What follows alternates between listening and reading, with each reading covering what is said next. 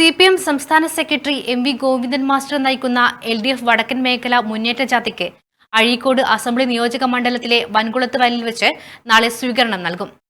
നാളെ ഉച്ചതിരിഞ്ഞ് 2 മണിയോടെ ജാഥയെ വൻകുളത്ത് വയലിലെ അഴീക്കോട് ഗ്രാമപഞ്ചായത്ത് മിനി സ്റ്റേഡിയത്തിലേക്ക് ആനയിക്കും.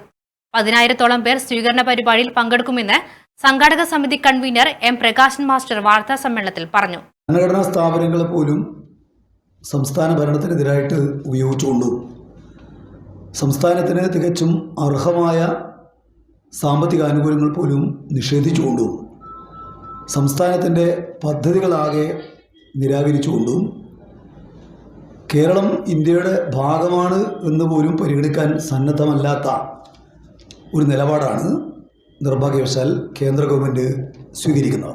മണ്ഡലത്തിൽ ഒരു കേന്ദ്രത്തിലാണ് ഈ ജനമുന്നേറ്റ ജാഥക്ക് ഇടതുപക്ഷ ജനാധിപത്യ മുന്നണിയുടെ നേതൃത്വത്തിൽ സ്വീകരണം നൽകുന്നത്. ഇവിടെ MV ഗോവിന്ദൻ മാസ്റ്റർ നയിക്കുന്ന വടക്കൻ മേഖല ജാഥയാണ് കണ്ണൂർ ഉൾപ്പെടെയുള്ള വടക്കൻ ജില്ലകളിൽ എത്തിച്ചേരുന്നത് എന്നുള്ളത് നിങ്ങൾ മനസ്സിലാക്കിയിട്ടുള്ളതാണ്. ഈ ജാഥ ബഹുമാനപ്പെട്ട കേരള മുഖ്യമന്ത്രി ശ്രീ പിണറായി വിജയൻ ഇന്നലെ കാസർഗോഡ് വെച്ച് ഉദ്ഘാടനം ചെയ്യുകയുണ്ടായി. ഈ ജാഥ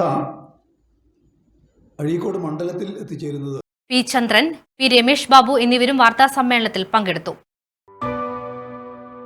AKG memorial cooperative hospital, Kannur.